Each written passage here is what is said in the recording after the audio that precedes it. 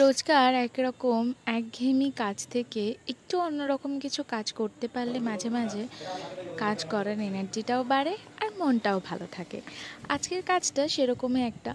আজ থেকে মোটামুটি 5-6 বছর আগে যখন এই বেকিং প্রফেশনে প্রথম এসেছিলাম, এই ধরনের কেকের ট্রেন্ডিং তখন ছিল। এখন সাধারণত খুব একটা বেশি লোকে এই ধরনের কেক নিতে চায় না, বিকজ এই ধরনের কেকেতে ক্রিমটা একটু বেশি লাগে তাই জন্যে।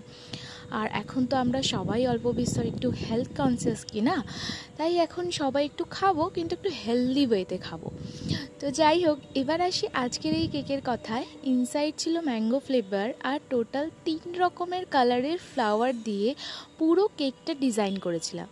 তো তোমরা জানিও তোমাদের কাছে এই কেকের ডিজাইনটা কেমন লাগলো। যদি ভালো লেগে থাকে তাহলে মনে হলো একটা কমেন্ট করে যেতে পারো।